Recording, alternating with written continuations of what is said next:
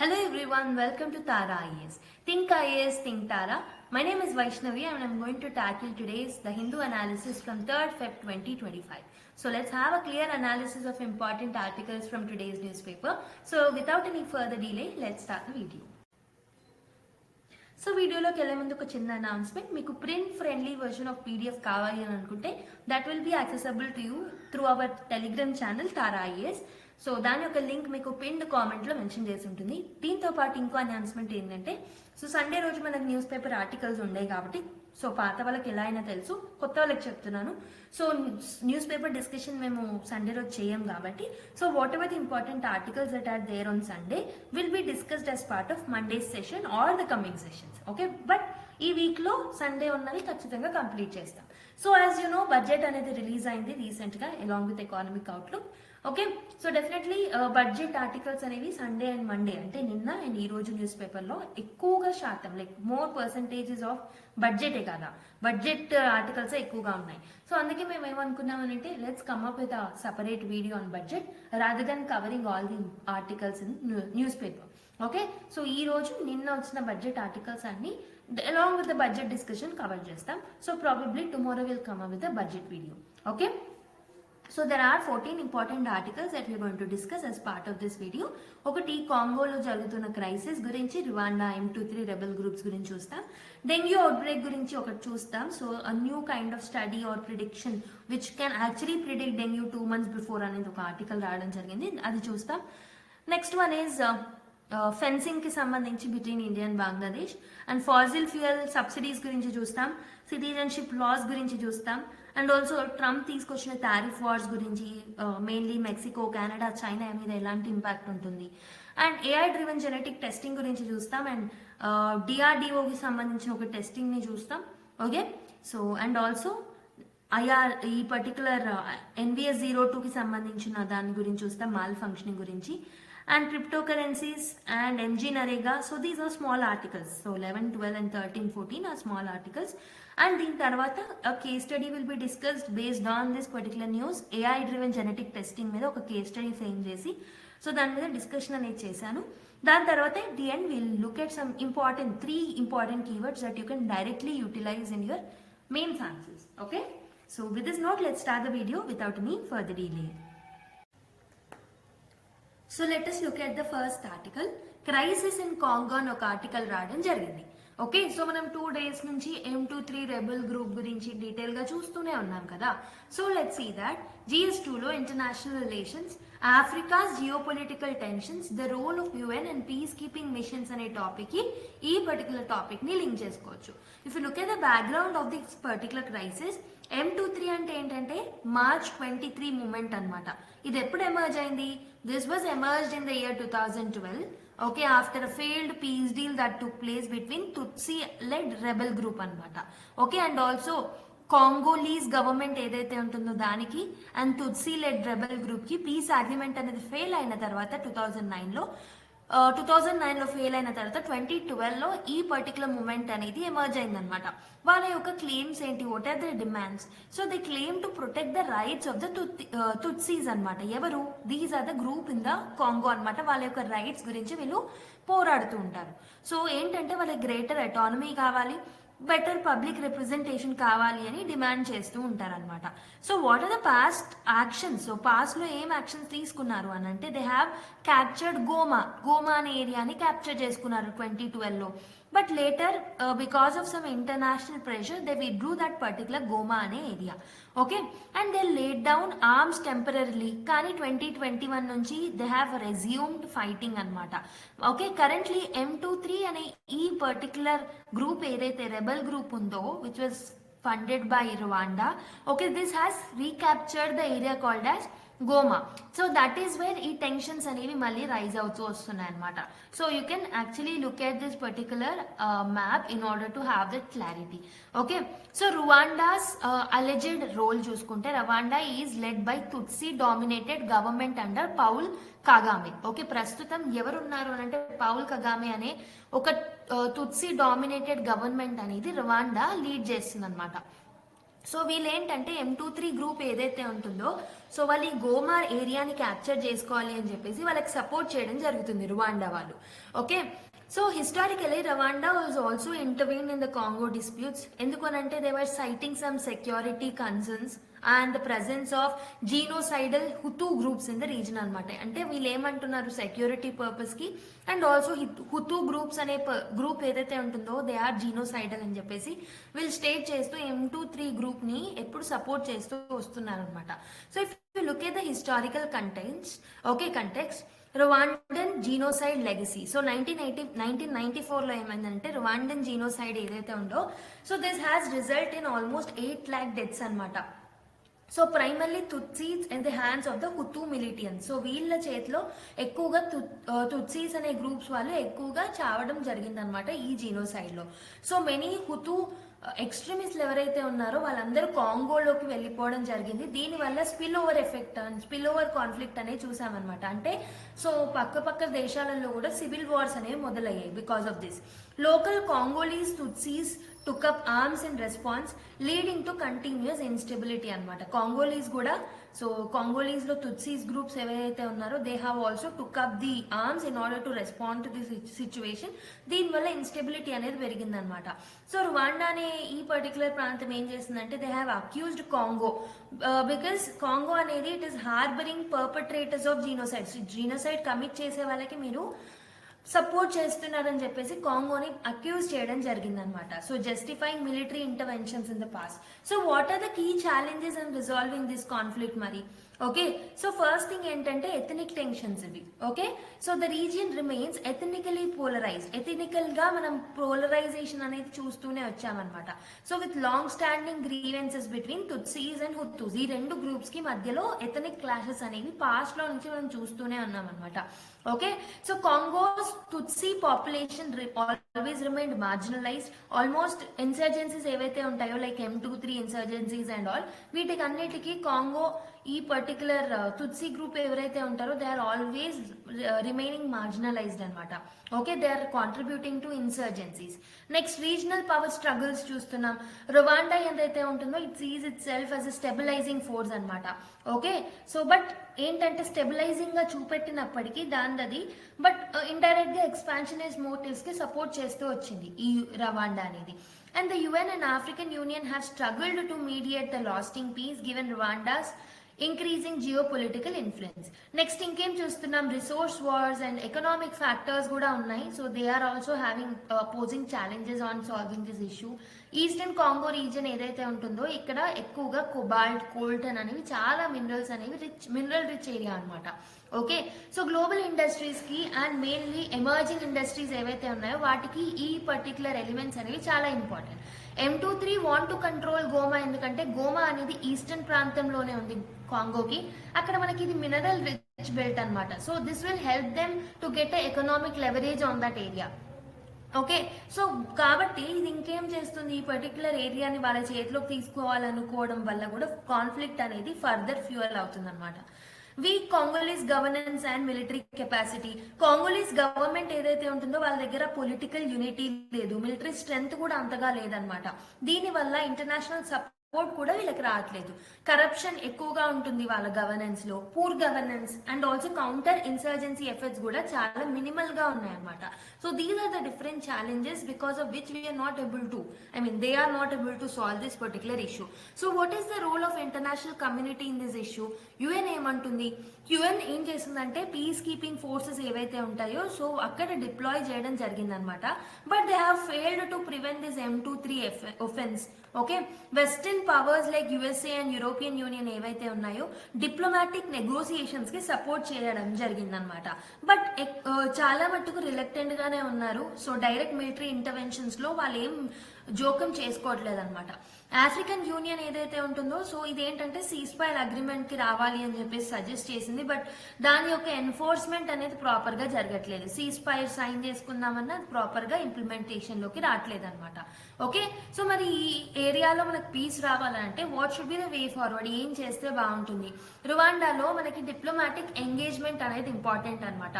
So మన అక్కడ ఉన్న areas like different stake holders and different countries like Congo, Rwanda and neighbouring states ఏవైతే ఉన్నాయో regional dialogues and peace keeping మెకానిజమ్స్తో ముందుకు రావాలి.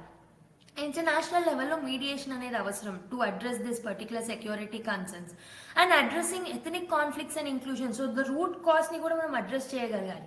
సో మనం తుట్సీస్ అనే గ్రూప్స్ కి proper political representation and protections ని ఇవ్వాలన్నమాట కాంగోలో to prevent further armed rebellions. Okay, so certain initiatives has to be bought to demobilise and reintegrate the militants into the civic life. Okay, ఈ militants ఎవరైతే ఉంటారో వాళ్ళు civilians లో కలిసిపోయేలాగా కొన్ని programmes ని ముందుకు తీసుకురావాలి. యుఎన్ పీస్ కీపింగ్ ఎఫర్ట్స్ ని కూడా కొంచెం స్ట్రెంథన్ అప్ చేయాలన్నమాట. వాళ్ళకి ఒక క్లియర్ మ్యాండేట్ ఇవ్వాలి to disarm the militants and also civilians ని ప్రొటెక్ట్ చేయడానికి కూడా వాళ్ళు ప్రయత్నించడానికి వాళ్ళకి కావాల్సిన కెపాసిటీ బిల్డింగ్ ని ప్రొవైడ్ చేయాలి. So African Union peace keeping initiatives should increase their support అనమాట in solving this issue. And economic and resource management కూడా ప్రాపర్ గా జరగాలన్నమాట. So stronger governance over the mineral resources is very very important to prevent the warlord financing and also international over site mainly mining industries ఏవైతే ఉన్నాయో so ఆ oversight ని మనం we have to reduce the funding from the armed groups అనమాట. అంటే proper surveillance అనేది ఉండాలి ఆ ఏరియాస్ కి. Okay, so this is about this issue. ఇక్కడ ఏంటంటే డైరెక్ట్ గా నాకు ఇష్యూస్ మీద క్వశ్చన్స్ అడగరు, బట్ లొకేషన్ బేస్డ్ క్వశ్చన్స్ అనేవి అడిగే ఛాన్సెస్ అనేవి ఉంటాయి. Okay, so discuss the role of the historical ethnic conflicts in shaping the contemporary insurgencies in Africa with a focus on the M23 rebellion in Congo. So based on the discussion that we have made, try to answer this particular question in 250 words. Okay.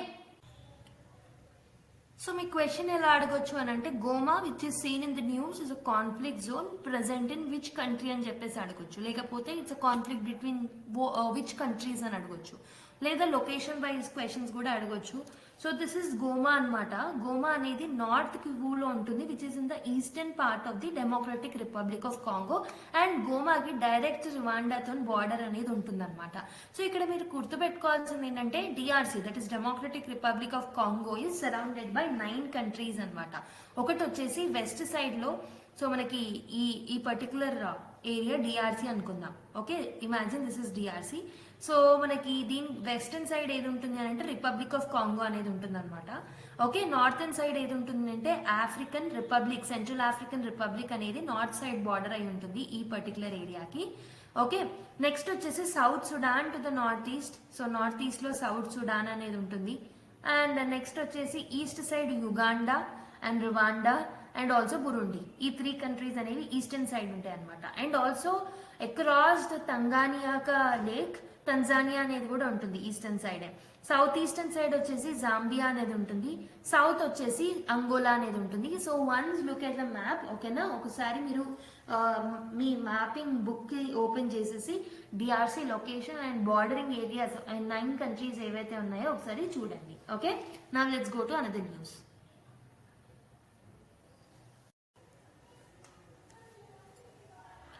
So there is an article. Okay, so basic గా మనం ఈరోజు articles ఏవైతే pick చేసుకున్నామో that is a combination of Sundays news paper and today's news paper.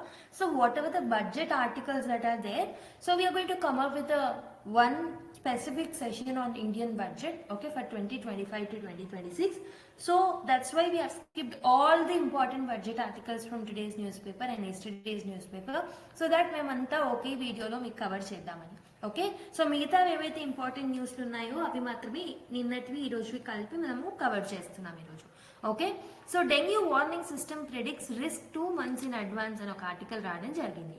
Okay, so if you look at this particular article, this was important for the science and technology point of view. GS3 లో developments and their applications and effects in everyday life అనే topic తోని మీరు link చేసుకోవచ్చు GS3 లో. So dengue అనేది ఏంటి? It's a vector born disease. అంటే ఇది ఒక మస్కిటో ద్వారా ట్రాన్స్మిట్ అవుతుంది. ఏడిస్ ఈజిప్టి అనే మస్కిటో ఏదైతే ఉంటుందో, so this is the mosquito which carry the vector of this particular thing. Okay, so it causes outbreaks in tropical, mainly ఎక్కడ dengue వల్ల ఎక్కువ ఎఫెక్ట్ అయ్యే రీజన్స్ ఏంటంటే tropical and subtropical regions అన్నమాట. Okay, seasonal variations in weather patterns or weather conditions like temperature కానివ్వండి, humidity కానివ్వండి, rainfall కానివ్వండి. So these are the reasons which have significantly influencing the breeding and the transmission of the dengue అనమాట. Okay, so dengue రావడానికి కారణాలు seasonal variations in weather conditions వల్ల కూడా transmit ఈజీగా అవుతుంది based on temperature, humidity and rainfall. అయితే Indian Institute of Tropical Meteorology ఏదైతే ఉంటుందో which is located in Pune, this has developed a machine learning based dengue warning system anamata. So which is capable of predicting outbreaks 2 months in advance. So 2 months tarvata vachedi munde predict chese capability ni veellu develop cheyadam జరిగిందనమాట. So దాన్ని మనం machine learning based dengue అని అంటూ ఉంటాం. Okay, so ఈ system ఏం చేస్తుంది అని అంటే meteorological factors like temperature, humidity and rainfall వీటన్నిటిని అనలైజ్ చేస్తుంది. So it will actually determine the favourable conditions which are there for the dengue transmission. Okay, dengue transmit అవ్వడానికి what are the different reasons అనేది అని కనుక్కుంటుంది అనమాట. So what are the key findings of this particular study? So it actually studies the relation between the weather and the dengue అనమాట. So ఈ study analyse చేసింది ఏంటంటే dengue mortality data ఏదైతే ఉందో from 2004 to 2015 in Pune.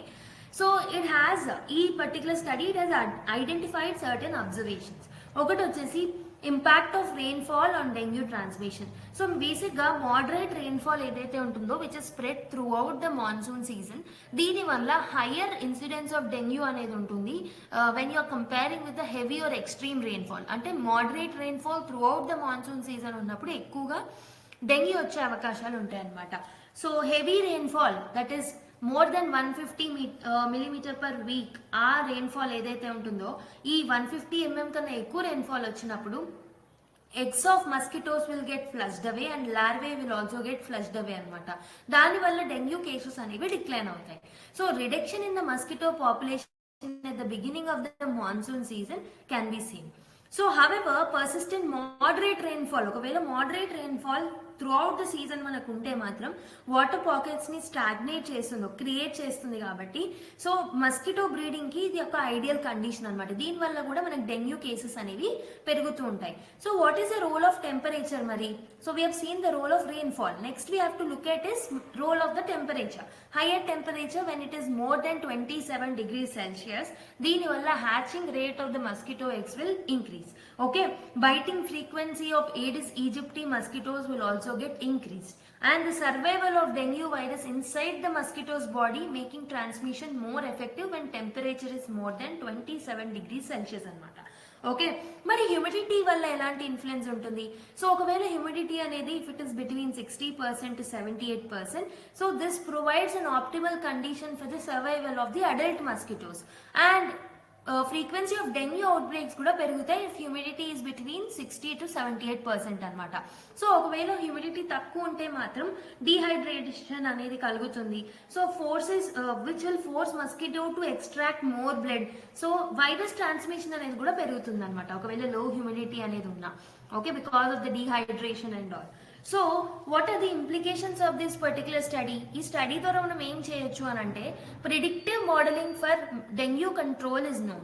AI driven dengue warning సిస్టమ్ని మనం provide చేయగలుగుతున్నాం అనమాట. సో ఎర్లీ వార్నింగ్స్ ఏవైతే ఉన్నాయో so this will definitely help the public health authorities to prevent, okay, to come up with the preventive actions of the outbreak.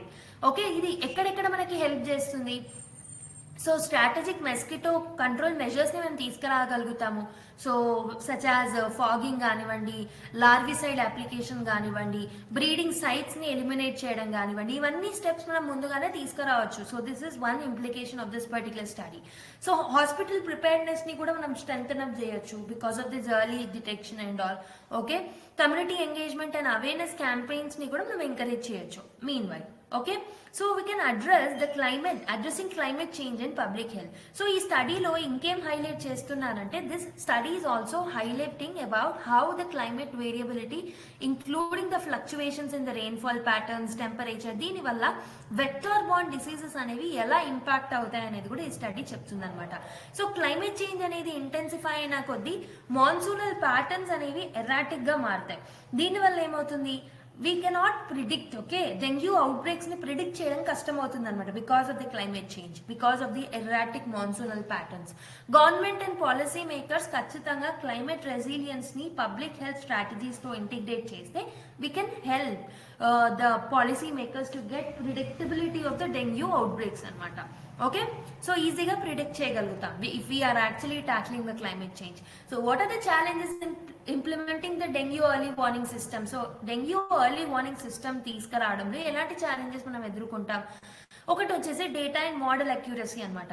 Okay, so ఈ model ఏదైతే వీళ్ళు develop చేశారో పూణే బేస్డ్ కంపెనీ, సో దీని యొక్క effectiveness ఏదైతే ఉంటుందో, so this effectiveness depends on the climate forecast. Okay, accurate climate forecast వస్తేనే దీని యొక్క ప్రిడిక్టబిలిటీ అనేది బాగుంటుంది, లేకపోతే క్లైమేట్ చేంజ్ వల్ల అన్ప్రిడిక్టబుల్ గా మారే ఛాన్సెస్ ఉన్నాయన్నమాట. అండ్ ఆల్సో ఈ పర్టికులర్ స్టడీ అనేది it changes from local geography, micro climate ని బట్టి చేంజ్ అవుతూ ఉంటుంది అనమాట. సో డెంగ్యూ ప్యాటర్న్స్ ని ఎఫెక్ట్ చేస్తుంది ఈ particular because of the fluctuation from geography to geography. So reason specific modifications అనేవి అవసరం అందుకే ఈ మోడల్లో. Health infrastructure limitations. So health care infrastructure బాగాలేదు రూరల్ ఏరియాస్ లో ఎస్పెషలీ. వెక్టర్ కంట్రోల్ రిసోర్సెస్ అనేవి కూడా టైమ్లీగా అవైలబుల్ గా ఉండట్లేదు. So that is another problem. Stake holders మధ్యలో కోఆర్డినేషన్ కూడా బాగుండట్లేదు.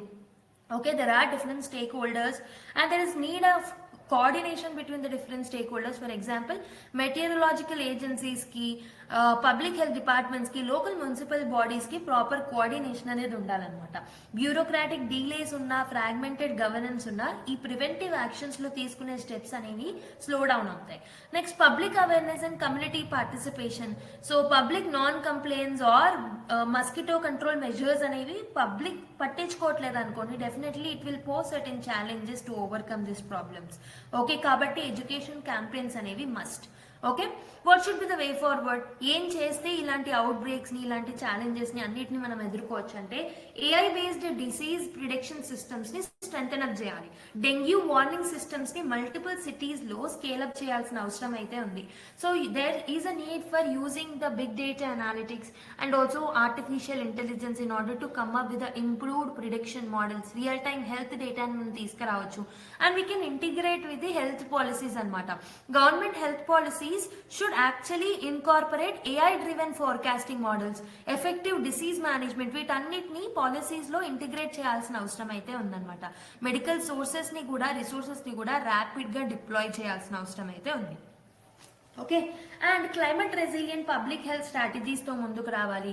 వెక్టర్ బాండ్ డిసీజెస్ అనేవి క్లైమేట్ చేంజ్ వల్ల ఇంటెన్సిఫై అవుతున్నాయి కాబట్టి, so there is a need for the policy makers whenever they are coming with some health policies they have to integrate the climate change reduction as a core issue అనమాట. Okay, long term urban planning అనేది అవసరం and drainage system ని proper గా develop చేయాలి. And community participation is also very important with respect to the dengue prevention. Digital platforms ద్వారా, schools ద్వారా, public health initiatives ద్వారా awareness campaigns ని conduct చేయడం అనేది important. And also surveillance programmes like we have to encourage the citizen led mosquito surveillance programs also in order to deal with this particular issue. I hope you have understood this article as well. Now let's go to another one. So there is another article.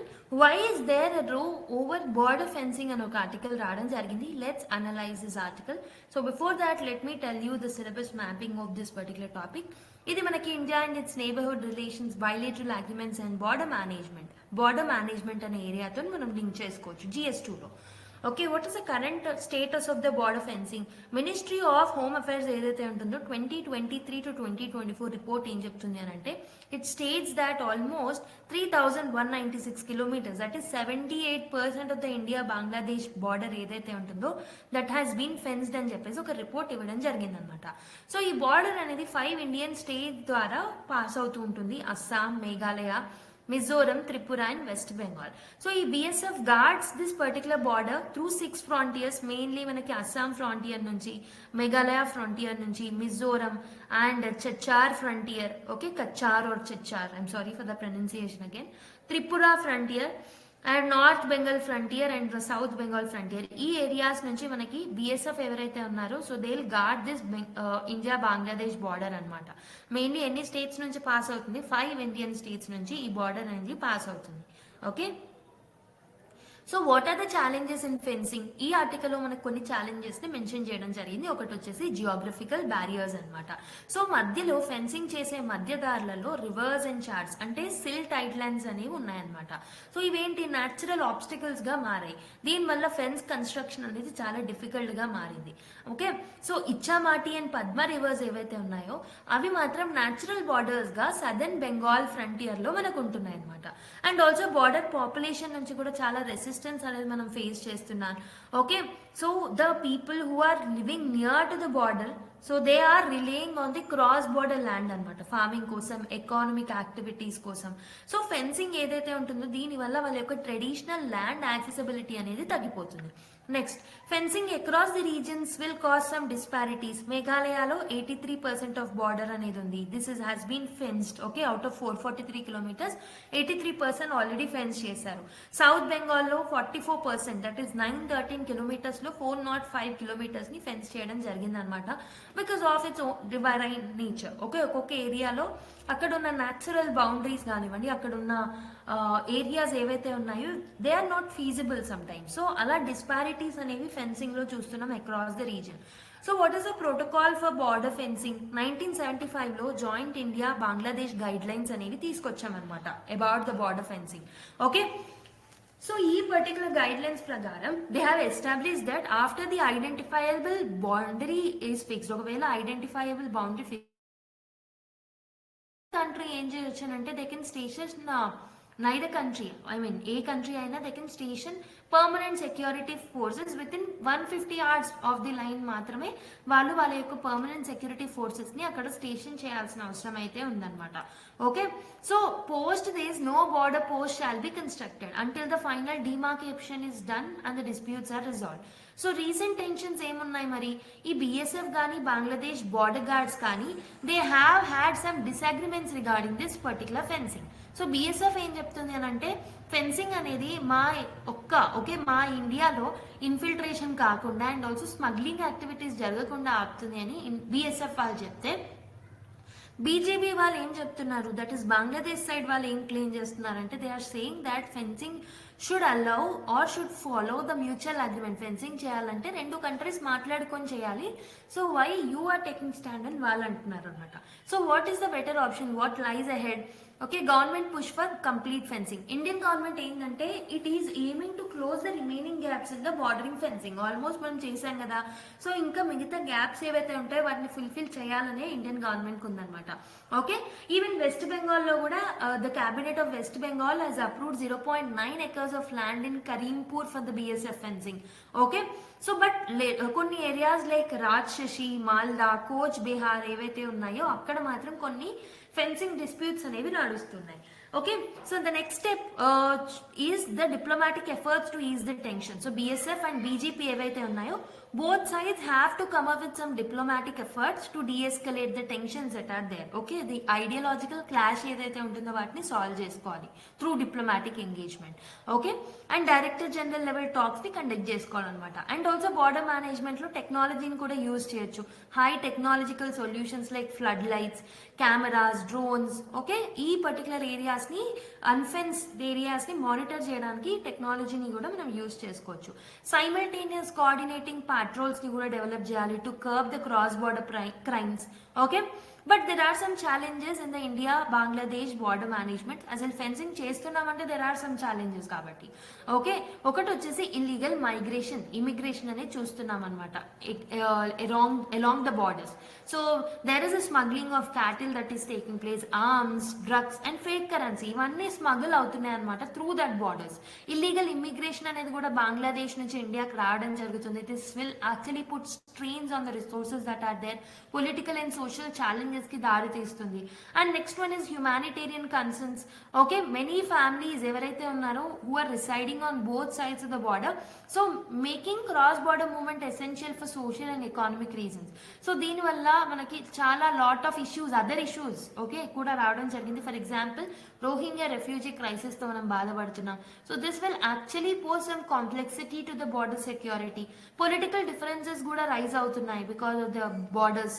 Okay, Trinamool Congress, that is TMC party ఏదైతే ఉందో west బెంగాల్లో, so that is blaming BSF అనమాట for lapsing the border management. At the national level both India and Bangladesh agree on the need for the border fencing, but implementation మాత్రం చాలా స్లోగా ఉందనే చెప్పొచ్చు అనమాట.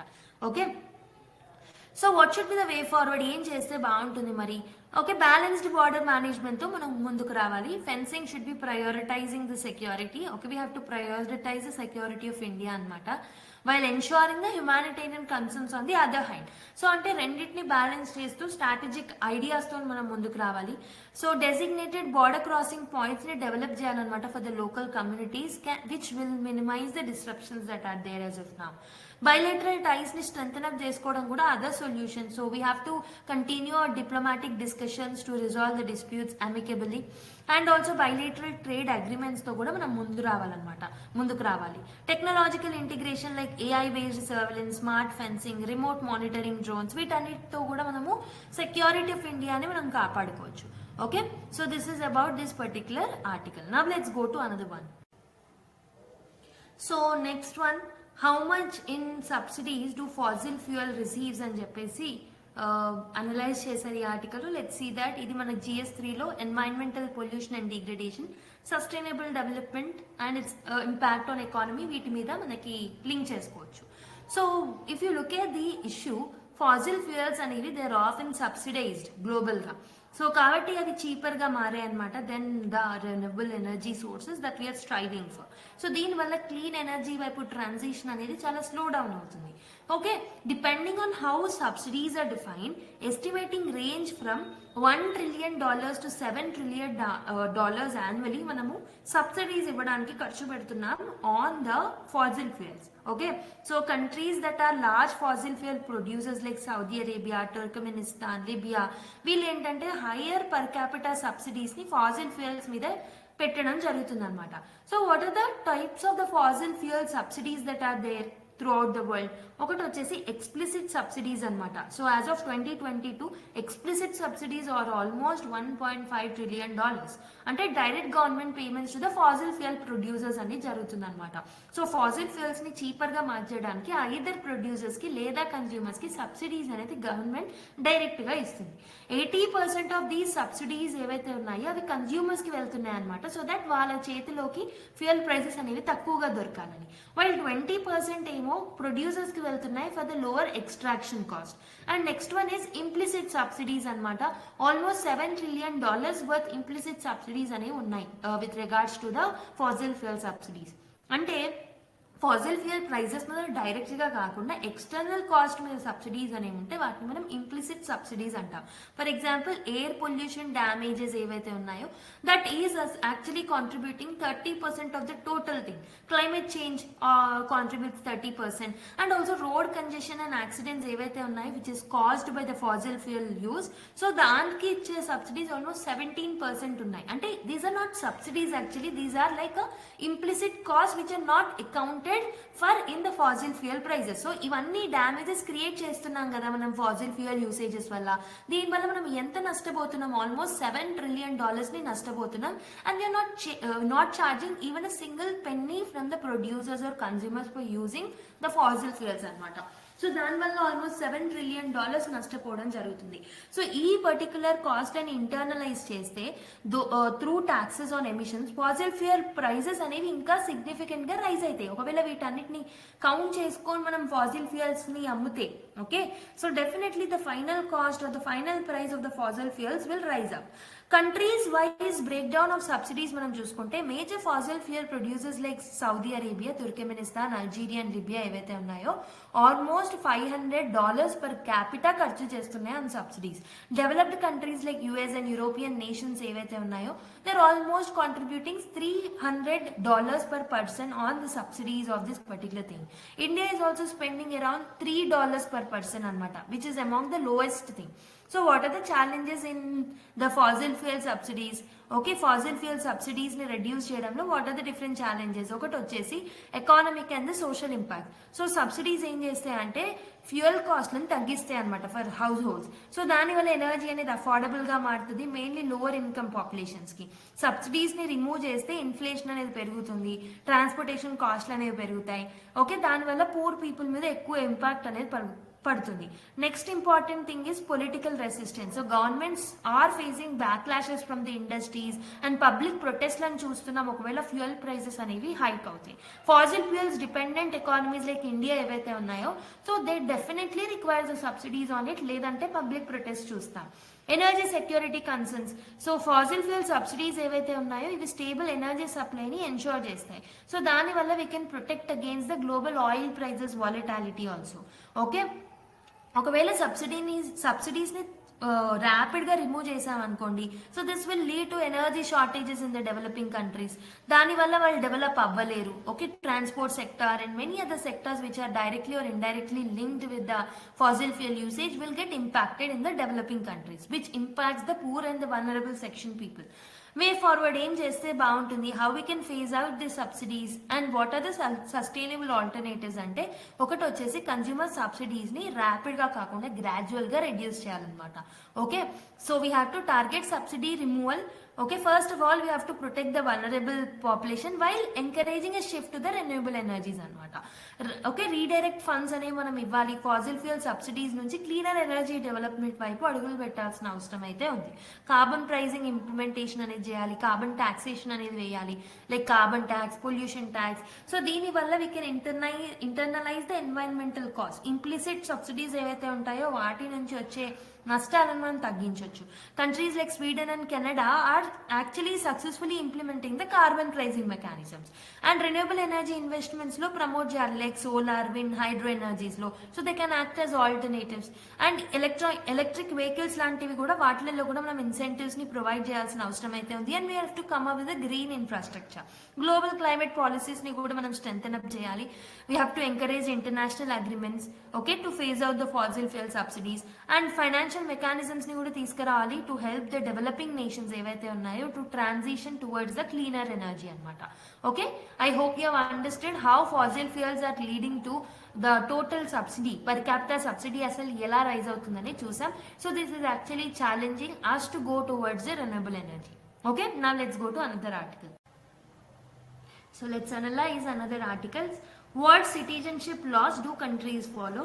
The legal system under which citizenship is acquired. So ఈ రెండు articles ని club చేసి డిస్కస్ చేద్దాం. సో ద సిటిజన్ లాస్ ఏవైతే ఉన్నాయో, ద సిటిజన్షిప్ లాస్ ఏవైతే ఉన్నాయో, they define who is the citizen, how citizenship is acquired and under what circumstances or what condition it may be revoked. అంటే ఇప్పుడు ప్రస్తుతం ఉన్న సిటిజన్షిప్ యాక్ట్ ఆఫ్ 1955 కానివ్వండి, ఏ citizenship లాలో అయినా మనకేమేమి ఉంటుంది, సిటిజన్షిప్ యొక్క డెఫినేషన్ అనేది ఉంటుంది, సిటిజన్షిప్ ని ఎలా తీసుకోవాలి, okay, how it is acquired అనేది మనకు ఉంటుంది. అండ్ దీంతో పాటు సో ఎలాంటి టైంలో సిటిజన్షిప్ ని రివోక్ చేయొచ్చు అంటే రిమూవ్ చేయొచ్చు. సో ఈ ఆస్పెక్ట్స్ అన్ని మనకి సిటిజన్షిప్ లాస్ లో ఉంటాయి అనమాట.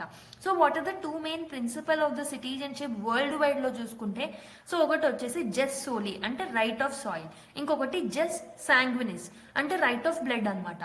ఓకే, రైట్ ఆఫ్ సాయిల్ అంటే ఏంటి, సిటిజన్షిప్ అనేది based on place of birth contribute చేస్తారు, ఎగ్జాంపుల్ యుఎస్ఏలో, కెనడాలో. వెరాజ్ జస్ సాంగ్వినిస్ అని అంటే ఏంటంటే citizenship is determined by ancestry, అంటే ఇండియాలో, జర్మనీలో, జపాన్లో మనం యాన్సిస్ట్రీని కూడా చూస్తూ ఉంటాం. So jus sanguinis that is right of blood, jus soli that is right of soil. ఈ టూ బేసిస్ లో బేసిక్ గా సిటిజన్షిప్ లాస్ అనేవి ఉంటాయన్నమాట. అయితే చాలా ఏరియాస్ లో, చాలా కంట్రీస్ లో nowadays we are actually observing the tightening of the citizenship laws అనమాట. ఎందుకంటే నేషనలిజం కన్సర్న్స్ అనేవి ఉంటున్నాయి, సెక్యూరిటీ కన్సర్న్స్, ఇమిగ్రేషన్, ఇలాంటి రీజన్స్ వల్ల they are tightening up that citizenship laws అనమాట చాలా కంట్రీస్ లో.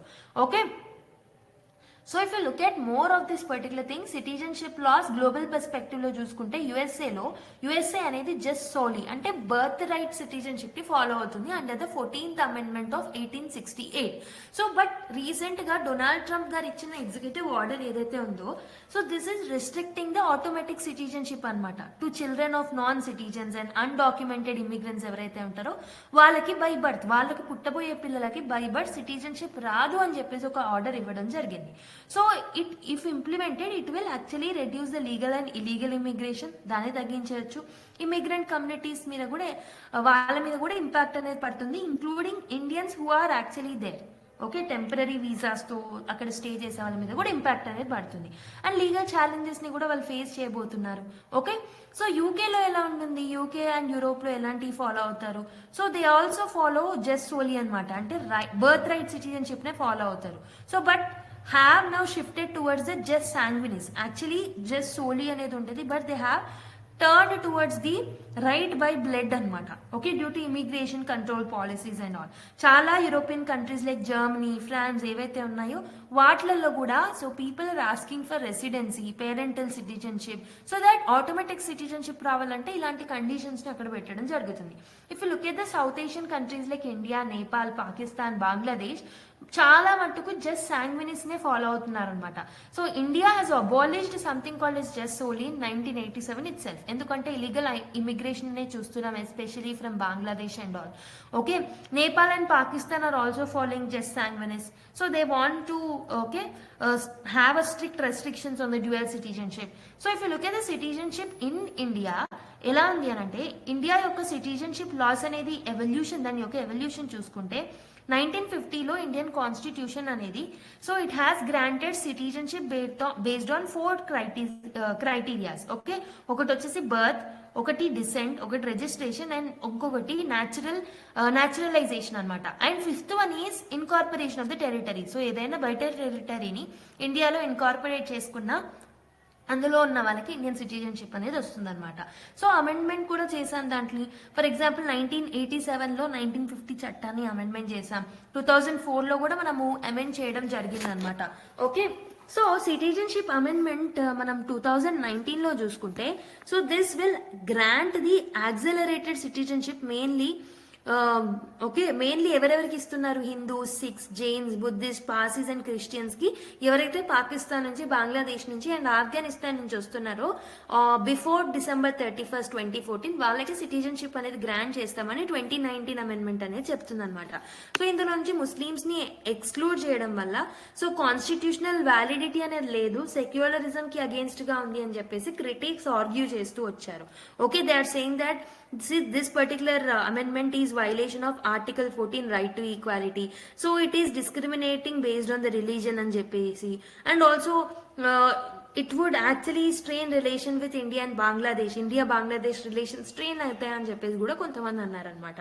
And there is some other issue like NRC. Okay, so NRC ఏంటి? So they want to identify the illegal migrants కాబట్టి NRCs ని first time అస్సాంలో implement చేయడం జరిగిందనమాట. So national register of citizens ని. Okay, so exclusion of many people has led to the humanitarian crisis over that particular thing. So ఎన్ఆర్సీని decide చేసేటప్పుడు so pure Indian citizens like genuine Indian citizens ఎవరైతే ఉన్నారో వాళ్ళు కూడా exclude అవ్వడం జరిగింది అనమాట, because of the non submission of some documents, because of their innocency and all. Okay, కొన్ని ఇంక్లూజన్ ఎర్రర్స్ కూడా జరిగాయి అనమాట. సో బేసిక్గా దీన్ని if it implemented nationwide it would lead to legal and social complications, but అక్కడ మాత్రమే మనం implement చేసాం కాబట్టి సో అక్కడ ఇంప్లిమెంట్ చేసినందుకు కూడా లాట్ ఆఫ్ క్రిటిసిజమ్స్ వచ్చాయి, కానీ నేషన్ వైడ్ లో చేస్తుంటే ఇంకెక్కువ వచ్చాయి. So what are the challenges in the citizenship laws? Constitutional and legal challenges and legal issues అనేవి చూస్తూ ఉంటాం. సో మనం జస్ట్ సాంగ్వినిస్ మోడల్ ని ఫాలో అవుతుంటాం, but selective religious inclusion under CAA constitutional secularism ఏదైతే ఉంటుందో దానికి అగేన్స్ట్ గా వెళ్ళిపోతుంది. దీనివల్ల లాట్ ఆఫ్ లీగల్ బ్యాటిల్స్ అనేవి రిజాల్వ్ అవ్వట్లేదు అనమాట చాలా రోజుల నుంచి. And we're also seeing illegal immigration, national security threats అనేవి చూస్తున్నాం. So migration from illegally from Bangladesh, okay, so which is driven by the policy changes. And border states like Assam, West Bengal, Tripura ఏవైతే ఉన్నాయో they are also most affected regions అనమాట. And we are seeing political and diplomatic fallout. Okay, CAA అంటే ఈ particular amendments ఏవైతే ఉన్నాయో India Bangladesh టైస్ మీద కూడా strain ని కలిగజేస్తున్నాయి అనమాట. So they are also like Dhaka అంటే Bangladesh is showing concerns over the bilateral relations. NRC and citizenship amendment act ఏదైతే ఉన్నాయో నేషన్ వైడ్ ప్రొటెస్ట్లను కూడా స్పార్క్ చేసింది అనమాట. Okay, humanitarian and statelessness concerns కూడా చూస్తున్నాం. So there are some people who are excluded from NRCs, so they have left stateless అనమాట. Okay, stateless గా ఉండిపోయారు అస్సాంలో. అండ్ ముస్లిం ఎక్స్క్లూజన్ ఏదైతే ఉంటుందో under CAA, this is also raising some fears about the disenfranchisement and human rights violations. Okay, so this is the discussion that was there in these both articles. Okay, now let's solve a question based on the discussion that you have made. Consider the following statements regarding the constitutional provisions on the Indian citizenship. The Constitution of India provides for a single citizenship for the entire nation or the entire country. Second statement, the power to make laws and citizenship is exclusively vested in Parliament under the Union list. The original Constitution of India had provisions for acquiring and terminating the citizenship. So which of the following are true? So try cheyandi. So I hope you have tried it. The right answer is option A, 1 and 2 only. So original constitution has only provided for acquiring the citizenship and not about the termination anamata. Okay, termination provisions ni matram 1955 act lo manam mention chesukodam jarigindi kabatti third statement tappu, migitha rendu matram correct. So we have single citizenship throughout the country. So it means that we have federal features with unitary bias. Okay, so and also parliament మీద vested అయి ఉంటుంది to make the laws. Okay, చట్టాలను చేసే అధికారం on the citizenship is vested with the parliament exclusively. So 1 and 2, that is option A is the right answer for this particular question. So let's look at another articles. Trump slaps 25% tariffs on imports from Canada, Mexico, additional 10% duty for Chinese goods. ఇదొక article. And also Trump tariffs could hit Canada, Mexico hard well China appears to be prepared అని చెప్పేసి so ఈ 2 articles రావడం జరిగింది. So impact on US, Canada, Mexico trade relations అనేవి చూద్దాం because of this tariffs and all. Canada and Mexico retaliation అనేది చూపెట్టడం జరిగింది. So Canada has announced counter tariffs worth $106.6 billion to target the key US exports. And Mexico is also coming up with some retaliatory measures like US agriculture మీద, automobiles మీద, technological sectors మీద impact అయ్యే అవకాశం ఉంటుంది because of the move taken by Canada and Mexico. Okay, so these tariffs challenges the United States, Mexico and Canada agreement, a key trade deal which was initiated by Donald Trump in 2018. So we are seeing some economic disruption throughout the northern part of America, like North America. US, Canada, Mexico trade అనేది highly integrated trade అనమాట. So ఒకవేళ tariff rise అనేది జరిగితే, tariff hikes అనేవి జరిగితే definitely అక్కడ ఉన్న industries మీద డిస్రప్టివ్ ఇంపాక్ట్ అనేది కలుగజేస్తుంది అనమాట. సో దీనివల్ల సప్లై చైన్స్ కూడా డిస్రప్ట్ అవుతాయి. So which are the sectors which are more affected because of this అని అంటే automobile sectors are automobile industry ఎక్కువగా ఎఫెక్ట్ అయ్యాయి. So which is relying on Canadian and Mexican parts. So దీనివల్ల production కాస్ట్లు కూడా పెరుగుతున్నాయి. Construction sector like Canada supplies almost 40% of US lumber and next energy products కాబట్టి tariffs అనేవి housing కాస్ట్లను పెంచే అవకాశాలు ఉంటాయి. అగ్రికల్చర్ మీద కూడా ఇంపాక్ట్ ఉంటుంది. Like Mexico exports vegetable, nuts and fruits కాబట్టి అక్కడ ఫుడ్ ప్రైసెస్ కూడా పెరిగే ఛాన్సెస్ అనేవి ఉంటాయి. ఇన్ఫ్లేషన్ కి దారి తీసే అవకాశాలు ఉంటుంది, mainly food inflation. So what will be the political and strategic implications మరి? సో డెఫినెట్లీ ఇన్ఫ్లేషన్ ని ఫేస్ చేస్తూ ఉంటారు. This goods will definitely become expensive. Canadian and Mexican economies అనేవి స్లో డౌన్ అయ్యే అవకాశాలు ఉంటాయి. అండ్ పొటెన్షియల్ ఫ్రిక్షన్ అనేది US MCA trade black లో ఉండే అవకాశాలు ఉంటుంది అనమాట. మరి ఈ పర్టికులర్ ఇష్యూ వల్ల ఇండియా మీద ఎలాంటి ఇంపాక్ట్ ఉంటుంది అని అంటే ఇండైరెక్ట్ బెనిఫిట్స్ అనేవి ఉంటాయి. As companies seek for alternative trade partners, definitely India can be an ideal destination. And we can see because of the increase in tariffs on China lanti countries, దీని వల్ల US companies can source goods from India. Okay, especially electronics, pharmaceuticals ఇండియాని prefer చేసే అవకాశాలు ఉన్నాయి. But however global economic slow downs అనేవి trade conflicts ఏవైతే జరుగుతున్నాయో దాన్ని ఇంకా ఇంటెన్సిఫై చేసే అవకాశాలు ఉన్నాయి. సో దీనివల్ల ఇండియా యొక్క ఎక్స్పోర్ట్ అండ్ మ్యానుఫ్యాక్చరింగ్ సెక్టర్ మీద నెగటివ్ ఇంపాక్ట్ నెగటివ్ ట్రెండ్ చూపెట్టే అవకాశాలు కూడా ఉంటాయి. So what is the Chinese position? So is Beijing better prepared? ఇంకో సెకండ్ ఆర్టికల్ ఉంది కదా, దాంట్లో ఇది మెన్షన్ చేయడం జరిగింది. సో లిమిటెడ్ ఎకానమిక్ ఇంపాక్ట్ మాత్రమే చైనా మీద ఉంటుంది, unlike Canada and Mexico. So Chinese economy అనేది యుఎస్ ట్రేడ్ మీద చాలా తక్కువ డిపెండ్ అయి ఉందన్నమాట ప్రస్తుతం. 10% additional tariff on Chinese good is also very relatively minor if you're comparing with the previous tariffs during the first term of the Trump అనమాట. అంటే China is diversified the trade relations with other country. So mainly with Europe, ASEAN countries, BRIC nations, okay, to reduce its reliance on the US market. So China's likely response ఏముండబోతుంది because of this trade wars and all? China's commerce minister ఎవరైతే ఉన్నారో, so they have threaten the counter measures including WTO complaints ఇవ్వడం జరిగింది on the tariffs and also on the US goods. Possible retaliation could target the US agriculture మీద, semiconductors మీద, aviation industries మీద ఎక్కువగా ప్రభావం పడే అవకాశాలు ఉంటాయి అన్నమాట. So it may choose, Beijing may choose the measured response also. So worsening diplomatic tensions ahead of the US 2026 elections. So global trade war అయ్యే జరిగే అవకాశాలు కూడా ఉంటాయి. ఒకవేళ జరిగితే what will be the broader implications? Protectionism అనేది rise అవుతుంది. So this will also come up with some negative impacts. So tariff అనేది it will risk dismantling the global trade framework. దీనివల్ల economic uncertainty throughout the globe చూసే అవకాశాలు ఉంటాయి. Okay, supply chain disruptions అనేవి ఉంటాయి, like mainly automobiles and consumer electronics ఏవైతే ఉంటాయో వాటి మీద ఇంపాక్ట్ పడుతుంది. యుఎస్ ఇన్ఫ్లేషన్ అనేది పెరుగుతుంది అనమాట, which hurts the American consumers and businesses. Okay, so what will be the role of WTO? So definitely, so Trump తీసుకొచ్చే టారిఫ్ ఛాలెంజెస్ ఏవైతే ఉన్నాయో WTO రూల్స్ ని ఛాలెంజ్ చేసే అవకాశాలు ఉంటాయి. So this will prohibit unilateral tariff increase outside negotiated agreements. Main గా Canada, China, Mexico ఏవైతే ఉన్నాయో WTO they may file disputes against the USA అనమాట. European Union also hinted at counter measures. Okay, వాళ్ళు కూడా counter measures తీసుకోబోతున్నారు అనమాట towards the trade conflicts and all. Okay, దీనివల్ల ఇండియాకి రెండు విధాలమైన థింగ్స్ అనేవి ఉంటాయి. ఒకటి, because of the diversification of the trade by certain industries in the northern America, definitely they may invest, they may choose India as a ideal destination అనమాట. So the foci point లాగా చూడొచ్చు. So దానివల్ల ఇండియాకి benefit అనేది ఉంటుంది. However because of the economic slow down globally, so that may, so ఆ economic slow down వల్ల indirect impact అనేది కూడా ఉంటుంది. Because of the trade wars economic slow down అనేది ఇంకొంచెం ఇంటెన్సిఫై అయ్యే అవకాశాలు కూడా ఉన్నాయన్నమాట. Okay, so this is about this article. Now let's go to another one.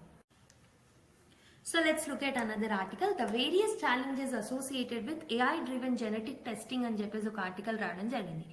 Okay, so basic గా ఈ ఆర్టికల్లో ఆర్టిఫిషియల్ ఇంటెలిజెన్స్ అనేది జెనెటిక్ టెస్టింగ్ ని ఎలా ట్రాన్స్ఫార్మ్ చేసింది అని చెప్పేసి ఇందులో అనలైజ్ చేయడం జరిగింది అనమాట. ఒకటి వచ్చేసి faster and more accurate analysis అనేది చూస్తున్నా. సో AI అలోగరిథమ్స్ ఏవైతే ఉన్నాయో ఇవి ఏంటంటే జెనెటిక్ మ్యూటేషన్స్ ని ఈజీగా క్విక్ గా ఐడెంటిఫై చేయగలుగుతున్నాయి. Okay, which are link to the diseases. So diseases ని కూడా త్వరగా ఐడెంటిఫై చేస్తున్నాం అనమాట because of the AI algorithms. Examples మీరు చూసుకుంటే జాన్స్ హాప్కిన్స్ చూసుకుంటే they have developed AI model, so which will predict the cancer risk also based on the genomic variations and all. So అందులో ఉన్న genomes ఏవైతే ఉన్నాయో వాటి variations ద్వారా they are actually predicting the models. Next one is personalized medicines and predictive healthcare. So AI అనేది it integrates genetic markers అన్నమాట. So it integrates it with the environment and also lifestyle data తోని integrate చేస్తుంది. So మనకి health recommendations కూడా modify అయ్యి tailored అయ్యి వస్తాయి అన్నమాట. సో జీన్ AI లాంటి కంపెనీస్ ఏవైతే ఉన్నాయో మెంటల్ హెల్త్ ప్రీ డిస్పోజిషన్స్ మీద, కార్డియోవస్కులర్ రిస్క్ల మీద అండ్ హెరిడిటరీ కండిషన్స్ మీద ప్రాపర్ ఇన్సైట్స్ ని కూడా ప్రొవైడ్ చేస్తున్నాయి అనమాట. And we are seeing widening access to genetic testing. So genetic sequencing ఏదైతే ఉన్నాయో because of the artificial intelligence based genetic testing, so దాని మీద ఉన్న అఫోర్డబిలిటీ కాస్ట్ ఏదైతే ఉంటుందో అది తగ్గింది. Because of that it is becoming more affordable and okay people are able to get access of it. And also మనకి disease డిటెక్షన్లో help చేస్తుంది artificial intelligence. So what is ethical and privacy challenges మరి? So AI driven genetic టెస్టింగ్స్లో ఎలాంటి ethical dilemmas అనేవి ఉంటాయి? ఒకటి, data security రిస్క్లను చూస్తాం, అండ్ ఆల్సో జెనెటిక్ ఇన్ఫర్మేషన్ లీక్స్ని కూడా మనం చూసే అవకాశాలు ఉన్నాయన్నమాట.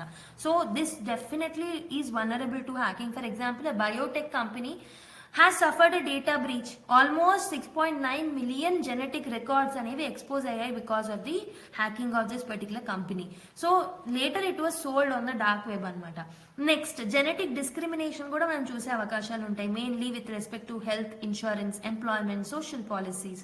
So without regulations definitely insurers or employers ఏవైతే ఉన్నారో వాళ్ళు జెనెటిక్ ప్రీ డిస్పోజిషన్ మీద డిస్క్రిమినేట్ చేసే అవకాశాలు ఉంటాయి. సో జెనెటిక్ డిస్క్రిమినేషన్ అనేది వన్ పాసిబుల్ ఇంపాక్ట్ అనమాట, negative impact. Okay, so this is also an ethical dilemma అని చెప్పొచ్చు. అండ్ ఆల్సో ప్రిడిక్టివ్ టెస్టింగ్ లో కూడా మనం డైలమాస్ ని చూస్తాం, మెయిన్లీ ఎథికల్ గా. Who owns the genetic data?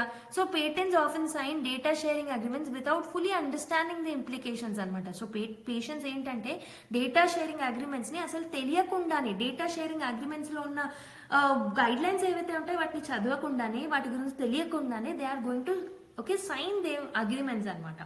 So definitely this will have an impact on their personal data. Can AI predict too much ante? AI can definitely predict. It can generate unexpected findings also. Example, predispositions to mental health disorders or intelligence levels ni kuda test chese avakashalu untayi artificial intelligence. So దీని వల్ల psychological distress, ethical use of information, ఈ వాటి మీద మనము కొంచెం critical analysis చేయాల్సిన అవసరం అయితే ఉంటుందన్నమాట. నెక్స్ట్, డెఫినెట్లీ జెనెటిక్ డేటా అనేది, ఏఐ అనేది జెనెటిక్ డేటాని మిస్ఇంటర్ప్రిట్ చేసే అవకాశాలు కూడా ఉంటాయి. So for example, genetics is not destiny కాబట్టి environmental factors like diet, exercise, lifestyle ఏవైతే ఉన్నాయో అవి కూడా హెల్త్ అవుట్కమ్స్ మీద ప్రభావం అనేది చూపెడతాయి. బట్ డెఫినెట్లీ ఆర్టిఫిషియల్ ఇంటెలిజెన్స్ మీద మనం ఎక్కువగా ఓవర్ రిలే అవుతే, ఓవర్ డిపెండ్ అవుతే హెల్త్ డెసిషన్స్ అనేవి మిస్లీడ్ అయ్యే అవకాశాలు కూడా ఉంటాయి.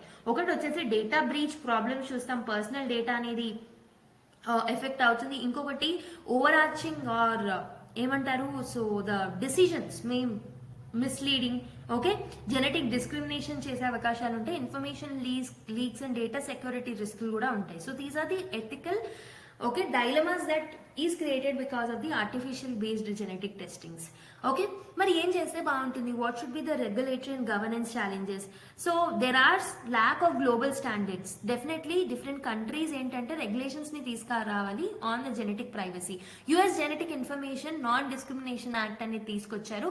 సో ఇదేంటంటే this is aiming for discrimination, to prevent the discrimination that is there based on the data that is derived from artificial intelligence అనమాట on the genetic testing. So definitely genetic discrimination లేకుండా కొన్ని చట్టాలను similar lines లో మనం తీసుకురావాల్సిన అవసరం అయితే ఉంది. Next, week legal frameworks in India. So ఇండియాలో స్పెసిఫిక్ రెగ్యులేషన్స్ లేవు based on genetic data privacy. Digital personal data protection DPDP ఏదైతే ఉంటుందో ఇందులో కూడా మనకి జెనెటిక్ డేటా సెక్యూరిటీ అనేది టోటల్ గా కవర్ అయ్యి లేదనమాట. కాబట్టి డెఫినెట్లీ ఏఐ ఎథిక్స్ కమిటీస్ ని మనం సెటప్ చేసి జీనోమ్ ఏఐ అప్లికేషన్స్ మీద మనం స్టడీ చేయాల్సిన అవసరం అయితే ఉంది. And we have to definitely bring certain regulations to combat that. Okay, so this is about this article. Now let's go to another one. So now let's analyze another small articles. DRDO successfully flight test very short range air defense system అని చెప్పేసి ఒక article రావడం జరిగింది. So DRDO successfully tested the very short range air defence system.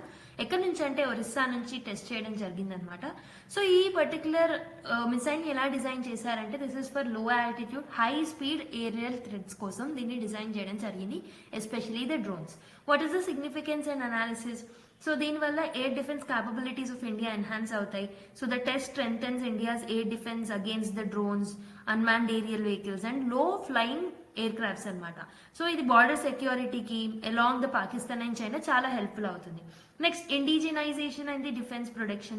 So this is part of the Atmanirbhar Bharat అనమాట, self reliant India. So దీనివల్ల మనం foreign missile systems మీద depend అవ్వకుండా రెడ్యూస్ చేస్తాం డిపెండెన్సీని. And we can strengthen India's defence exports and military capabilities and all. What is the challenge and way forward? So we have to scale up the production for the mass deployment. But integration with radar and AI driven defence systems కూడా కొంచెం better గా చేస్తే బాగుంటుంది అనమాట for better target tracking. Okay, next navigation satellite launched last week suffer mall function అని ఒక article రావడం జరిగింది. సో ఇస్రో లాంచ్ చేసిన NVS-02 శాటిలైట్ ఏదైతే ఉంటుందో సో ఇదేంటంటే మాల్ ఫంక్షన్ కి గురైందనమాట. సో దీనివల్ల ఆర్బైట్ రేజింగ్ ఆపరేషన్స్ అనేవి ఎఫెక్ట్ అయ్యాయి అనమాట. ఓకే, సో ఇది మనకు తెలుసు IRNS ఆర్ నావిక్ లో భాగంగా దీన్ని మనం లాంచ్ చేయడం జరిగింది. సో దాని గురించి అనలైజ్ కూడా చేసాం మనము. సో దీనివల్ల we can strengthen India's indigenous navigation system. We can reduce our dependency on GPS. Strategic importance is for logistics, precision navigation, military operation. వీటన్నిట్లలో మనకు యూజ్ అవుతుంది. స్పేస్ మిషన్ లో ఎలాంటి ఛాలెంజెస్ ఎదురయ్యాయనంటే ఈ మాల్ ఫంక్షనింగ్ అనేది it highlights technical vulnerabilities in indigenous satellite launches. So high cost mainly మనము we are still depending on the foreign components, so this is posing certain challenges.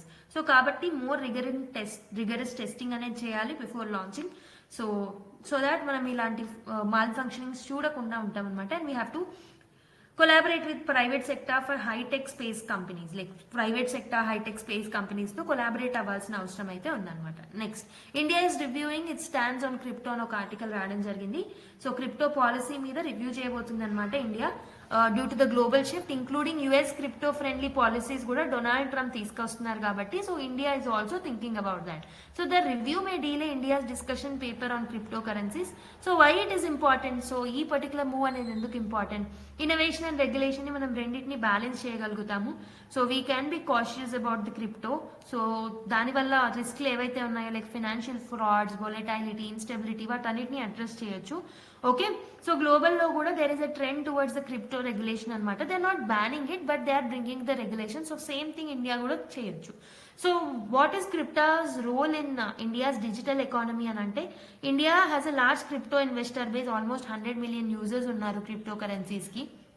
అందుకే మన clear regulations అనేవి కూడా అవసరం. So and also central bank digital currency అనేది RBI తీసుకొచ్చిన initiative. So ఏంటంటే this can be an alternative to private crypto currencies which are not regulated. Okay, so better regulation అనేది CBDCs లో ఉంటుంది మనకి. సో కాబట్టి మనం ఒక క్లియర్ రెగ్యులేటెడ్ ఫ్రేమ్వర్క్ ని తీసుకురావాలి. So it should have KYC norms, taxation, security వీటన్నిటిని దృష్టిలో పెట్టుకొని ఒక క్లియర్ క్రిప్టో ఫ్రేమ్వర్క్ ని తీసుకురావాల్సిన అవసరం అయితే ఇండియాకు ఉందన్నమాట to minimise the crypto frauds. Okay, so these are 3 important articles. Now let's go to another article. So ఇంకొన్ని చిన్న ఆర్టికల్స్ చూద్దాం. Forum flags fall in employment days under MG NREGA అని ఒక ఆర్టికల్ రావడం జరిగింది. సో MG నరేగాలో ఉన్న వర్క్ డేస్ ఏవైతే ఉన్నాయో అవి డిక్లైన్ అవ్వడం జరిగింది అనమాట. So this raises concerns about the rural employment. The number of person days almost fell from 312 crores ఏదైతే ఉందో దాని నుంచి 239 crores కి తగ్గడం జరిగింది అనమాట. అండ్ ఆల్సో బడ్జెట్ అలొకేషన్ కూడా 86,000 crores కి మాత్రమే ఆగిపోవడం జరిగింది, ఎస్పెషల్లీ విత్ MG నరేగా. దీనివల్ల రూరల్ లైవ్లీహుడ్స్ మీద ఎఫెక్ట్ అనేది పడుతుంది, ఎకానమిక్ స్లో డౌన్ చూస్తాం, రూరల్ డిస్ట్రెస్ పెరుగుతుంది, ఇన్ఫ్లేషన్ పెరుగుతుంది, స్టాగ్నెంట్ వేజెస్, సో ఏదైతే డిస్పోజబుల్ ఇన్కమ్ ఏదైతే ఉంటుందో అది తగ్గిపోతుంది. ఓకే, వేజ్ పేమెంట్స్ అనేవి పెండింగ్ లో చూస్తున్నాం because of the funding gaps of the government from the government side.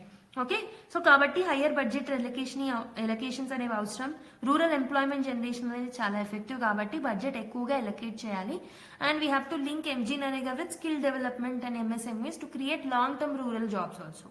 Okay, unskilled వర్క్సే కాకుండా స్కిల్డ్ వర్క్స్ ని కూడా మనం ఇంక్లూడ్ చేయాలి. Okay, now let's go to another article. UK to introduce laws against AI tools used to generate sexual abuse images అని చెప్పేసి ఒక article రావడం జరిగింది. UK ఏం చేస్తుందంటే చట్టాలను తీసుకొస్తుంది to ban AI tools which are using or creating child abusive images అనమాట. Okay, so this move is to criminalize AI misuse, so making it illegal for possessing, distributing, creating AI generated abusive content అనమాట. Okay, so దీనివల్ల ఏం importance ఉంటుంది, global లెవెల్లో ఒక ideal లాగా ఒక example లాగా ఉండిపోతుంది ఈ పర్టికులర్ మూవ్ అనేది. Definitely other countries will also be encouraged to come up with this kind of laws. UK అనేది ఫస్ట్ కంట్రీ అవుతుంది to criminalise AI generated abuse images ఒకవేళ దీన్ని తీసుకొస్తే. సో ఎందుకంటే ఈ పర్టికులర్ మిస్యూజ్ అనేది this raise questions about AI ethics, digital rights, online safety and all. And also ఇండియాలో కూడా మనకి ఇలాంటి రెగ్యులేషన్ తీసుకురావాలి which is lagging. So India lack specific AI regulations కాబట్టి we have to take inspiration from UK and we have to come up with the laws in India also. Okay, deepfake threats మీద మిగతా వాటి మీద చర్యలు తీసుకోవాల్సిన అవసరం అయితే ఉంది. So there is a need for AI specific laws within India also. So we need stronger international cooperation on AI ethics to curb the digital crimes mainly. Okay, so this is about this article. Next, so there are 2 more articles with respect to DeepSeek అనమాట. Already మనం last క్లాసెస్లో DeepSeek గురించి discuss చేసాం. దీంతో పాటు our science and technology faculty has already dealt with DeepSeek video అనమాట. So if you haven't watched that, please kindly watch it so that you'll have a clear analysis of this particular news. Okay, I'm not going to discuss or delve into this particular topic again and again. Okay, now let's go to further things. అయితే మనం discuss చేయాల్సిన articles అయితే అయిపోయాయి. So ఏంటంటే బేసిక్గా budget related articles from Sunday and Monday news papers along with the budget discussion will be dwelt in the next class. Okay, ఒక specific video అనేది మీకు తీసుకొస్తాం probably tomorrow. Okay, so that's the reason I've not picked up any article with respect to budget in today's class. Okay, so I don't want to make this session so lengthy, and again separate discussion will be made on budget. Okay, so let's have a clear analysis on budget in that particular class. Okay, so now let's solve a case study question based on the discussion and based on the news మనం ఏవైతే చూసామో దాని basis మీద ఒక case study question ని మనం frame చేసుకున్నాం. Okay, so a leading genetic research firm has developed a AI driven genetic testing. So already మనం genetic testing గురించి చూసాం కదా. ఈ మోడల్ ఒక AI driven genetic testing model ని ఒక జెనెటిక్ రీసెర్చ్ కంపెనీ అనేది తీసుకొచ్చింది, which is capable of predicting hereditary diseases అన్నమాట. సో హై అక్యూరసీ తోటి డెఫినెట్లీ టెస్ట్ చేస్తుందని చెప్తున్నారు. హవెవర్ కొన్ని కన్సర్న్స్ అనేవి ఉన్నాయి, arise regarding the privacy, consent and ethical dilemmas అనేవి ఉన్నాయన్నమాట in disclosing the genetic predispositions. Okay, so if you look at the further question, a 25-year individual Rahul undergoes the genetic testing voluntarily. AI model predicts a high likelihood of a neurodegenerative diseases in the later years anamata. So AI model em predict chesindante aa abbayiki neurodegenerative diseases అనేవి okay వచ్చే ఇయర్స్లో వస్తాయని చెప్పేసి predict చేసింది. ఈ information అనేది insurance company access చేసిందనమాట. దానివల్ల అతని యొక్క ప్రీమియంని ఇంక్రీజ్ చేయడం జరిగింది. మెయిన్ వైల్ అతన్ని ఎంప్లాయ్ చేసే ఎంప్లాయర్ ఎవరైతే ఉంటారో, రాహుల్ని ఎంప్లాయ్ చేసే employer, so because of the అంటే అతనికి కూడా ఈ జెనెటిక్ ప్రీడిస్పోజిషన్ గురించి అర్థమైపోయి తెలిసిపోయి ఇతనికి హెల్త్ ప్రాబ్లమ్స్ వస్తాయని సో ఇతనికి హయ్యర్ లీడర్షిప్ రోల్స్ అనేవి ఇవ్వడం ఆపేశారనమాట. దీనివల్ల లాంగ్ టర్మ్ హెల్త్ కన్సర్న్స్ అనేవి ఉన్నాయని చెప్పేసి ఇతనికి సో ఈ ఏఐ డ్రివెన్ జెనెటిక్ టెస్టింగ్లో వచ్చిన ఇన్ఫర్మేషన్ ప్రకారం ఇతను higher even though is capable higher ప్లేసెస్కి ప్రమోట్ చేయట్లేదు అనమాట ఇతన్ని.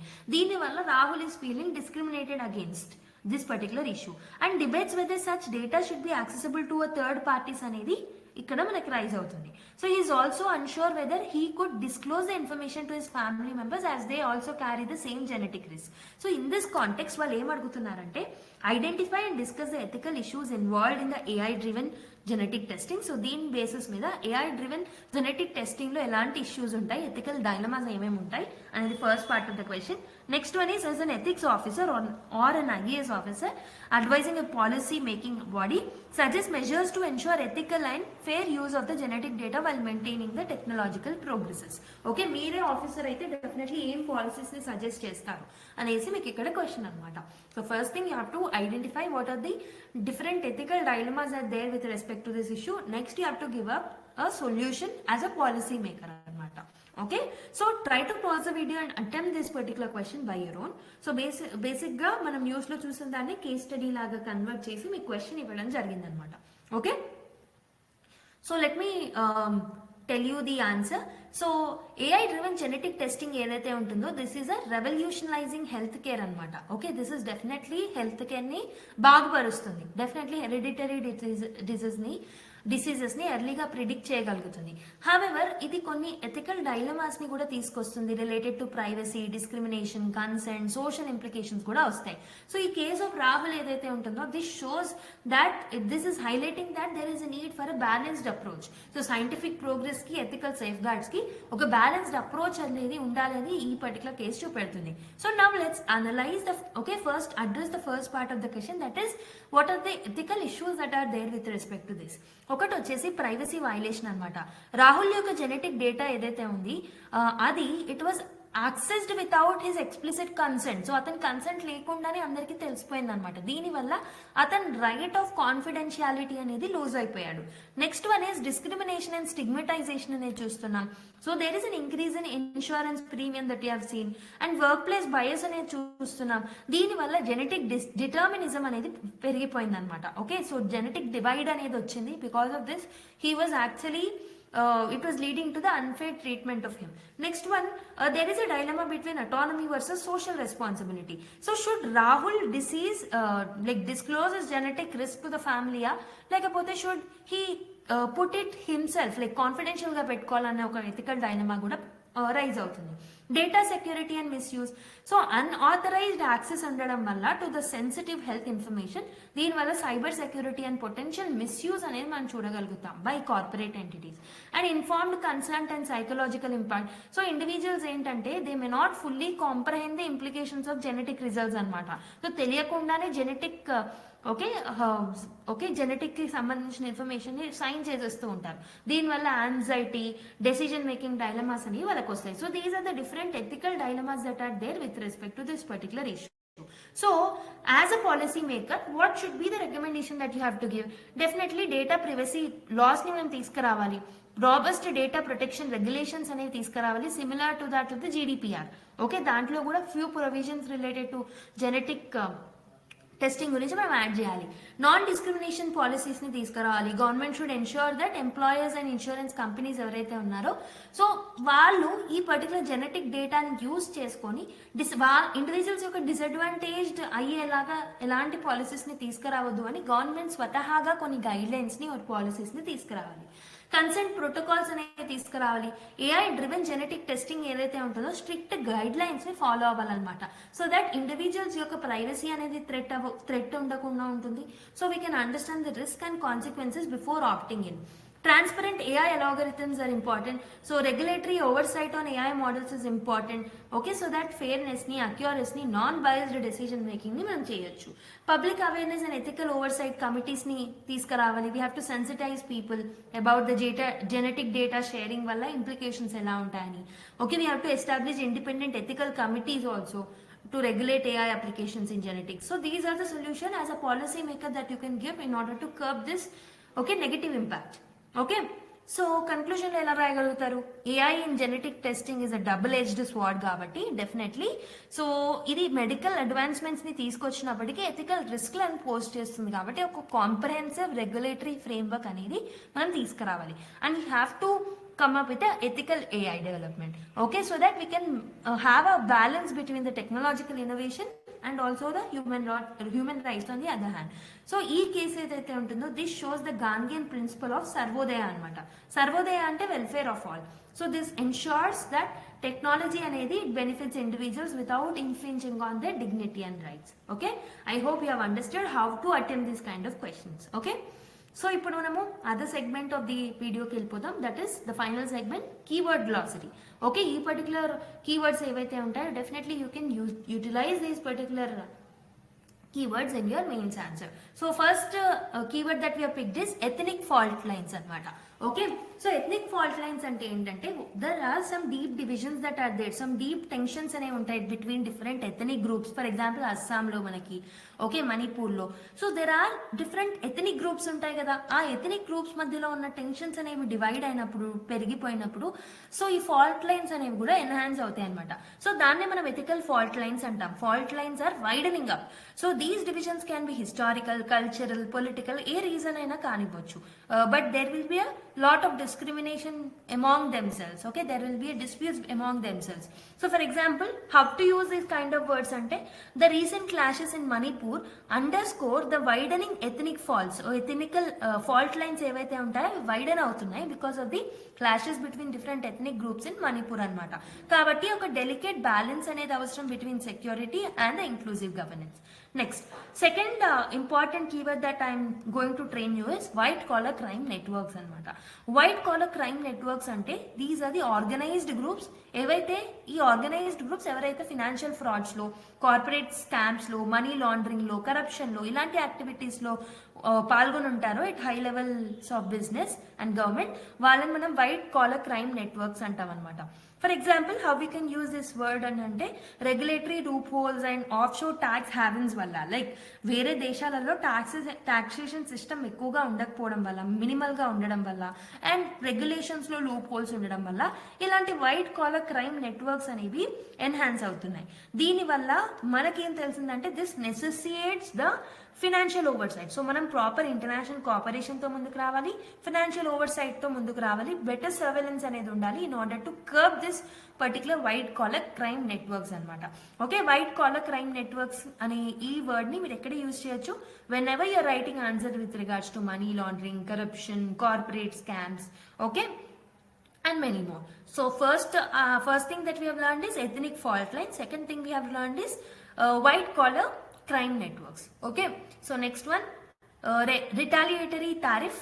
So a countermeasure where a country imposes tariffs on another country goods in response to economic restrictions. For example, ఒక country India మీద ఏదైనా ట్యాక్స్ వార్కి దిగింది అనుకోండి, ఎక్కువగా హైయర్ నెంబర్ ఆఫ్ టారిఫ్స్ని ఇంపోజ్ చేసింది అనుకోండి, రిటాలియేటరీ మెజర్గా మనం కూడా హై టారిఫ్స్ వాళ్ళ కంట్రీ మీద వేస్తాం కదా, దాన్ని మనం రిటాలియేటరీ టారిఫ్ అని అంటూ ఉంటాం అనమాట.